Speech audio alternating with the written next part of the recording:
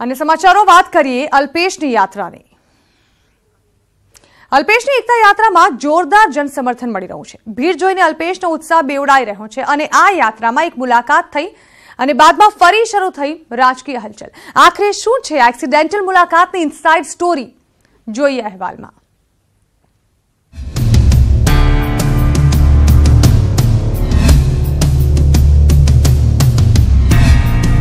અલ્પેશની એકતા યાત્રા, ગામે ગામ સ્વાગત। અલ્પેશ ઠાકોર ભલે એકતા યાત્રાને રાજકીય ન કહેતા હોય, પણ આ દ્રશ્યો કોઈ મોટા રાજકીય ગણિતની ચાળી ખાય છે। અલ્પેશની સાથે હાથ મિલાવનાર આ નેતા છે શંકર ચૌધરી।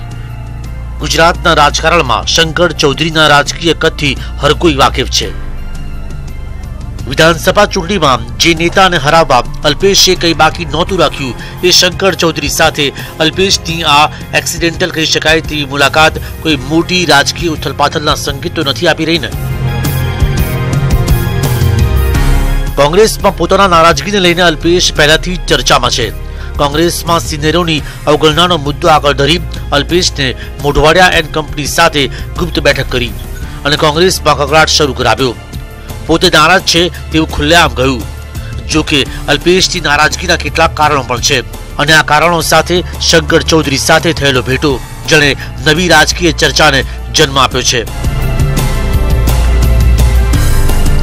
અલ્પેશના કોંગ્રેસમાં નારાજ થવાના કેટલાક કારણો પણ છે, જેમ કે વિધાનસભા ચૂંટણીમાં અલ્પેશને જે માન અને રૂતબો જોઈતો હતો તે ન મળ્યો।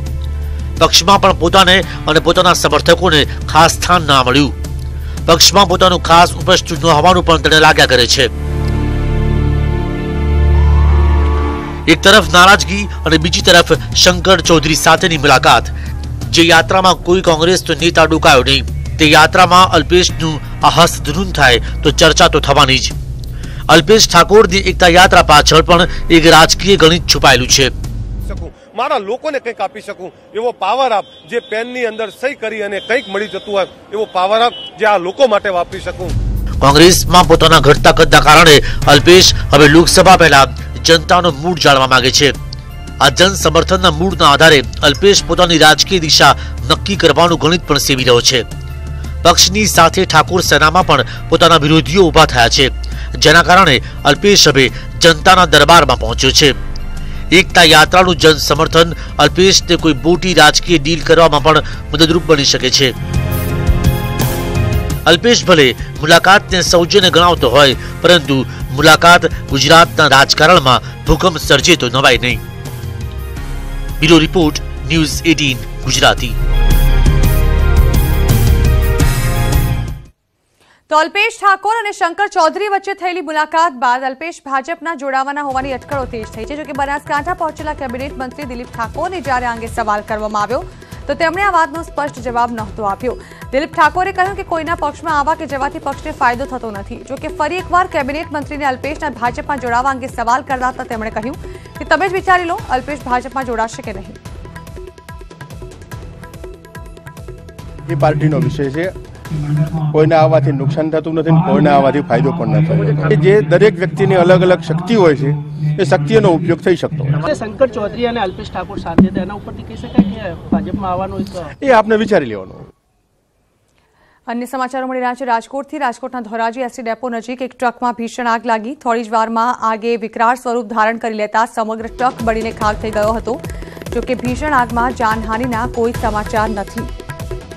એક ટ્રકમાં આગ લાગવાના સમાચાર। એસટી ડેપો નજીક આ ટ્રકમાં એકાએક ભીષણ આગ ફાટી નીકળી હતી। જો કે કયા કારણોસર આગ લાગી તે વિશે કોઈ જાણકારી સામે નથી આવી શકી। જો કે આગની જાણ થતાં જ ફાયર વિભાગને જાણ કરવામાં આવી હતી। ત્યારબાદ ફાયર વિભાગે આગ પર કાબુ મેળવવાના પ્રયત્નો શરૂ કર્યા હતા। ધોરાજી એસટી ડેપો નજીક આગનો બનાવ સામે આવ્યો, જ્યાં જોવા મળી એક બર્નિંગ ટ્રક। આ અંગે વધુ માહિતી અમારા સંવાદદાતા હરીન માત્રાવાળી આપી રહ્યા છે। હરીન, ટ્રકમાં એકાએક આગ ફાટી નીકળી હતી, જાણવા માંગીશું શું હતી આ ઘટના? ચોક્કસ Dhoraji ST bus stand road ઉપર છે જના હોસ્પિટલ પાસે કપાસ કરેલી ટ્રકમાં જે અચાનક આગ લાગી હતી. જો કે આગ શા કયા કારણોસર લાગી તેનું હજી કારણ જાણવા નથી મળ્યું, પરંતુ અચાનક આગ લાગતા ફાયર બ્રિગેડ પણ ઘટના સ્થળે પહોંચી ગયું હતું અને લોકોમાં અફડાતફડીનો માહોલ થોડી વાર જોવા મળ્યો હતો. જો કે જાહેર રોડ ઉપર આ આગ લાગી હતી, જેના કારણે તેને જોવા માટે પણ લોકોના ટોળેટોળા છે ઉમટી પડ્યા હતા. જો કે ફાયર બ્રિગેડ છે સમયસર પહોંચી ગયું હતું, પરંતુ કપાસ ભરેલી ગાડી હતી એટલે અંદાજે ગાડી સહિત કપાસનું છે 10 લાખનું નુકસાન થયું હોવાનો અત્યારે અંદાજો માનવામાં આવી રહ્યો છે. જી બિલકુલ, આભાર હરીન. તો ટ્રકમાં એકાએક આગ લાગી હતી, જો કે ત્યારબાદ ફાયર વિભાગને જાણ કરતા આગ પર કાબુ મેળવી લેવાયો. બનાસકાંઠાના ડીસામાં ખાતમુહૂર્ત કાર્યક્રમમાં કેબિનેટ મંત્રી દિલીપ ઠાકોરે હાજરી આપી હતી, જેમાં ખાતમુહૂર્ત બાદ એક સભાનું આયોજન કરવામાં આવ્યું હતું. જો કે સભામાં લોકોની પાંખી હાજરીથી ખુરશીઓ ખાલી જોવા મળી. અંદાજો લગાવવામાં આવી રહ્યો છે કે ભાજપના આંતરિક વિખવાદને કારણે આ ખુરશીઓ ખાલી રહી હોઈ શકે. હાલ તો શાળાના વિદ્યાર્થીઓને બેસાડી આ ખુરશીઓ ભરી કાર્યક્રમને આગળ ધપાવવામાં આવ્યો.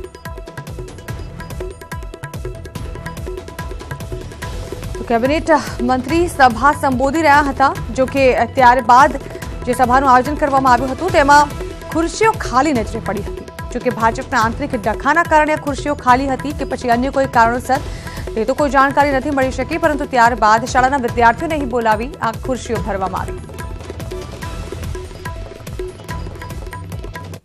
અને હવે વાત કરીએ શિકારી સ્વાઇનની.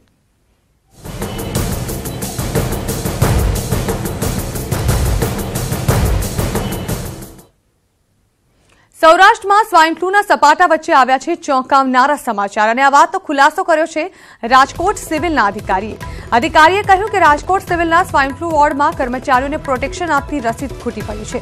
મહત્વનું છે કે સૌરાષ્ટ્ર સ્વાઇન ફ્લૂનો કેર યથાવત જોવા મળી રહ્યો છે, જ્યાં એક જ દિવસની અંદર સ્વાઇન ફ્લૂના કારણે 3 મહિલા દર્દીના મોત થયા છે.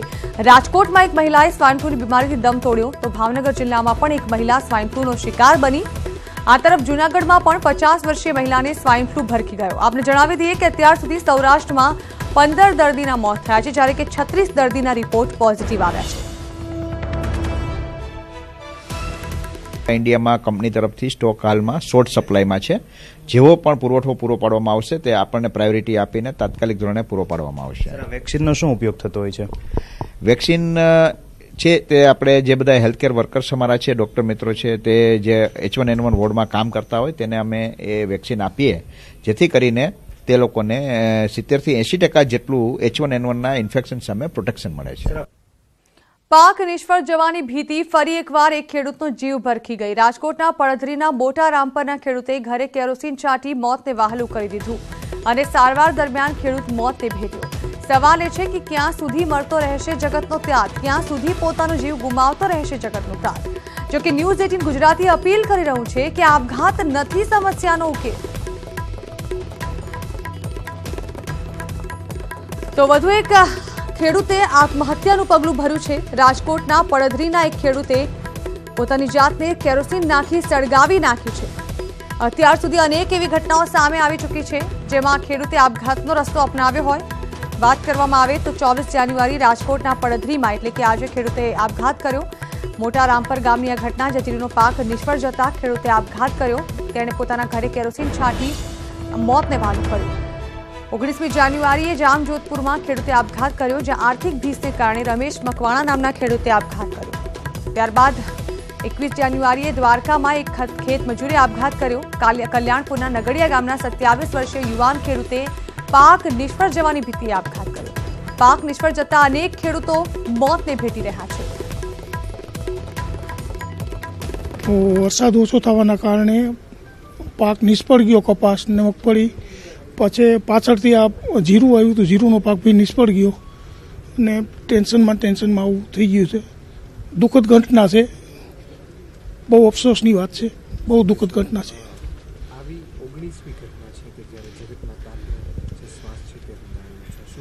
જગતના તાતનો વરસાદ ઓછો થાય, વળતર મળે નહીં. હવે આ ભાઈને તો એવી પરિસ્થિતિ થાય ને સાહેબ, કોઈ સીમા નહીં. કોઈ ઘરે છોકરા જ છે નાના બિચારા, ઘરનો કરતો માણસ એક જ હતો, કમાવાવાળો માણસ. અને હવે જોઈએ અન્ય અહેવાલ. આઘાતથી આપઘાત.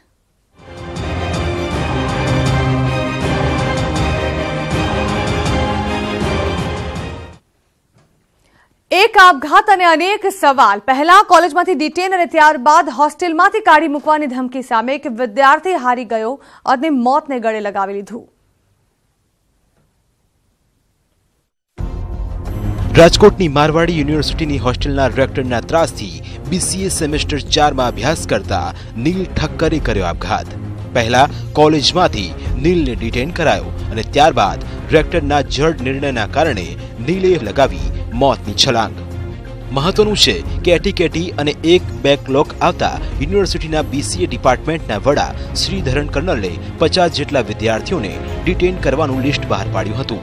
આ લિસ્ટમાં નીલનું પણ નામ હતું. જ્યારે રિઝલ્ટ આવે છે ત્યારે પણ જનરલી ઇંગ્લિશમાં SMS પણ વિદ્યાર્થીના પેરેન્ટ્સને દર વખતે રિઝલ્ટ ડિક્લેર થાય એટલે ગુજરાતીમાં SMS કરવામાં આવે છે. એટલે એ બાબતનું દરેક વસ્તુનું ધ્યાન રાખીએ જ છે, પણ છતાં આ બનાવ ખરેખર દુઃખદ થયો છે. નીલ સાંજે 7 વાગ્યાની આસપાસ યુનિવર્સિટીના રૂમ નંબર 1124માં ગયો હતો અને આ જ રૂમમાંથી તેણે મોતની છલાંગ લગાવી. પુત્રના આપઘાતની જાણ થતા જૂનાગઢમાં રહેતા નીલના પિતા હિરેન ઠક્કર હોસ્પિટલ પહોંચ્યા. નીલના પરિવારજનોએ હોસ્ટેલના સંચાલકોના નિર્ણય સામે તેનો દીકરો હારી ગયો હોવાનો આક્ષેપ કર્યો છે. અમારા દીકરાઓને ન્યાય સુધી મોકલે છે એની ઉપર જવાબદારી રાખીને મોકલીએ છીએ. આટલી જવાબદારી અમે આખા દીકરાઓને ન્યાય સોંપી દે છે, તો આ બધી જવાબદારી મારવાડી યુનિવર્સિટીની અથવા તો ત્યાંના જે વોર્ડન હોય છે, જે લોકો હોય છે, એ લોકોની હોય છે. પરિવારજનોનું કહેવું એવું છે કે ભાઈ જે હોસ્ટેલના રેક્ટર છે, વોર્ડન છે, એમના જે રૂમ ખાલી કરવા માટે એના ઉપર જે પ્રેશર કરવામાં આવ્યું એના લીધે થઈ અને આ બનાવ બનેલ હોય એવું એમનું કહેવાનું છે. નીલે કેમ કર્યો આપઘાત? નીલે માત્ર ડિટેન થવાથી આપઘાત કર્યો? કોલેજના સંચાલકોની ભૂમિકા સવાલોમાં. કોલેજના સંચાલકોએ ડિટેન થયાની જાણ વાલીને કેમ ના કરી? શા માટે નીલને હોસ્ટેલમાંથી કાઢી મૂકવાની ધમકી અપાઈ? હોસ્ટેલની ફી ભરી હોવા છતાં નીલને ધમકી મળતી રહી. હોસ્ટેલના લાગેલા CCTVની થશે તપાસ. અંકિત પોપટ, ન્યૂઝ 18 ગુજરાતી, રાજકોટ. સુરતના પલસાણામાં હોમિયોપેથિક દવા પીવડાવ્યા બાદ બાળકનું મોત નીપજ્યું. પરિવારજનોનો આક્ષેપ છે કે પલસાણામાં યોજાયેલ હોમિયોપેથિક કેમ્પમાં બાળકને દવા પીવડાવ્યા બાદ તેને રિએક્શન આવ્યું અને 4 દિવસની ટૂંકી સારવાર બાદ તેનું મોત નીપજ્યું. પરિવારજનોએ જ્યાં સુધી હોસ્પિટલ સામે કાર્યવાહી ન કરવામાં આવે ત્યાં સુધી બાળકનો મૃતદેહ સ્વીકારવાનો ઇનકાર કર્યો. મળતી માહિતી પ્રમાણે ગોવિંદ પ્રભા આરોગ્ય સંકુલ દ્વારા પલસાણામાં હોમિયોપેથિક કેમ્પનું આયોજન કરવામાં આવ્યું હતું, જેમાં સુરતના એક 6 વર્ષીય બાળકને સારવાર માટે લાવવામાં આવ્યો હતો. કેમ્પમાં હાજર ડોક્ટર્સે બાળકની સારવાર કરી હોમિયોપેથિક દવા આપી. બાળકને દવાનું રિએક્શન આવ્યું અને તબિયત વધુ લથડતા તેને શહેરની સ્મીમેર હોસ્પિટલમાં સારવાર માટે ખસેડવામાં આવ્યો, જ્યાં 4 દિવસ સુધી બાળકની સારવાર કરવામાં આવી, પરંતુ સારવાર દરમિયાન જ બાળકનું મોત નીપજ્યું. બાળકના પરિવારજનોએ સ્મીમેર હોસ્પિટલના સ્ટાફ પર પણ આરોપ લગાવતા કહ્યું કે બાળકના મૃત્યુ બાદ સ્ટાફે મોતની જાણ કર્યા વગર જ તેમની પાસે કેટલાક કાગળો પર સહી લઈ લીધી. તો પોલીસમાં કેસ કર્યો હોવા છતાં પોલીસે બેદરકારી દાખવી હોવાનો પણ આરોપ લગાવ્યો. ત્યારે સવાલ એ છે કે આ તમામ બેદરકારી કોની? હોમિયોપેથિક દવા આપનાર ડોક્ટરની, સ્મીમેર હોસ્પિટલના સ્ટાફની કે પોલીસની? જવાબ કોઈ પણ હોય, પરંતુ હાલ આ બેદરકારી એક બાળકનો ભોગ લઈ લીધો છે. तबीयत खराब होता है, होम्योपैथिक की दवा पिलाया, इसके बाद उसका भर्ती किया. इसके बाद यहाँ 4 दिन से ट्रीटमेंट चल रहा था. हमारा बच्चा नहीं मिला, हमको न्याय चाहिए साहब, हमको न्याय चाहिए. डॉक्टर हमको बोलता है बच्चा इसको रोग, हमको कोई बताया नहीं, दूसरे का साइन करवा लिया, हमसे कुछ बोला नहीं कि तुम साइन करो, बच्चा इसको रोग क्या हो गया, हमको अभी तक कोई पता नहीं मेरा बच्चा कहाँ है. અને હવે વાત કરીએ ગુજરાતના બીમાર ભાવિની.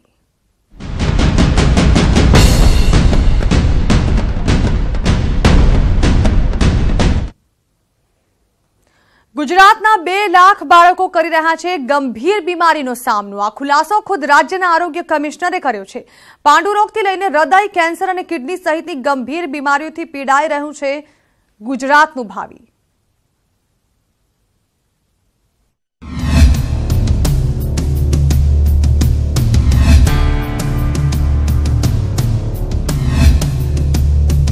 ગુજરાતનું બીમાર ભાવિ.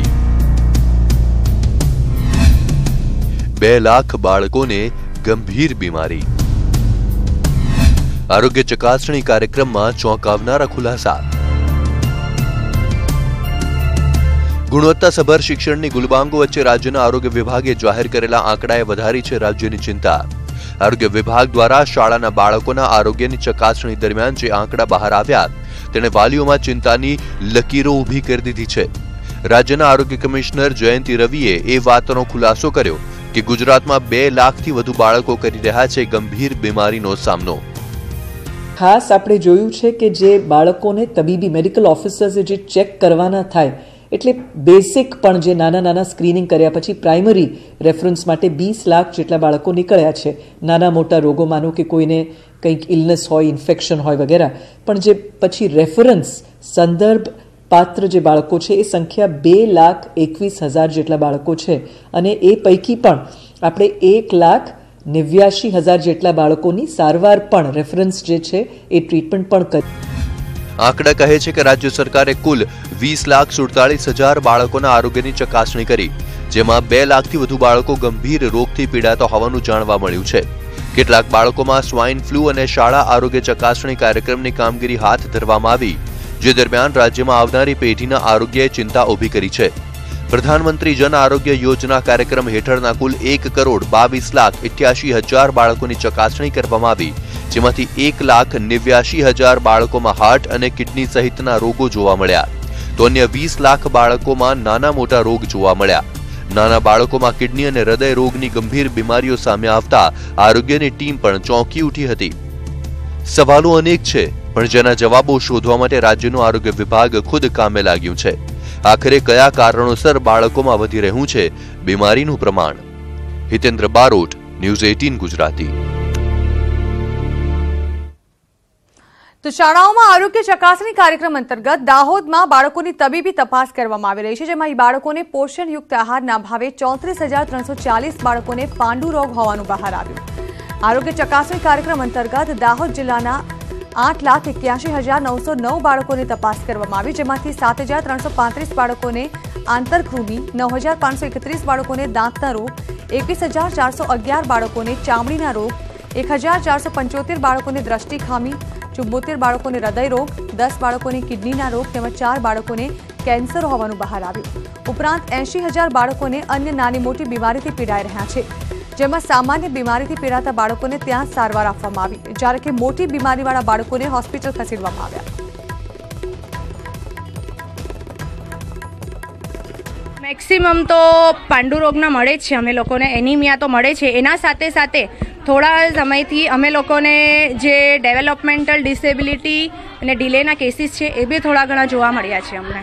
દર બુધવારે આ લોકોને આયર્ન ગોળી ગણાવવામાં આવે છે, પરંતુ તેમનો ખોરાકની હેબિટ અને સ્થાનિક લેવલે લેવાતા ખોરાક જેમાં આયર્નનું પ્રમાણ ઓછું હોય અને એના કારણે થોડી ડેફિશિયન્સી લોહ તત્વની ઉણપ જોવા મળે છે, જેના કારણે આ બાળકો મળે છે। આ લોકોને 3 માસ સુધી લોહ તત્વની ગોળી આપીને આમાંથી એનિમિયાના રોગમાંથી, પાંડુ રોગમાંથી મુક્તિ કરવામાં આવે છે। આંગણવાડી, 200 માધ્યમિક શાળા અને 1,119 સરકારી તેમજ ખાનગી શાળાઓના વિદ્યાર્થીઓના આરોગ્યની તપાસ હાથ ધરાઈ। તો ચકાસણી દરમિયાન સંસ્કારી નગરીમાં પણ બાળકોનું સ્વાસ્થ્ય જોખમમાં હોવાનું સામે આવ્યું। કુલ 22 વિદ્યાર્થીઓ કેન્સર, તો 231 વિદ્યાર્થીઓ હૃદય રોગથી પીડાઈ રહ્યા છે, તો 35 વિદ્યાર્થીઓ કિડની, 2 વિદ્યાર્થીઓ થેલેસીમિયા તેમજ 3,297 વિદ્યાર્થીઓ પેટ, દાંત અને પાંડુ રોગથી પીડાઈ રહ્યા છે।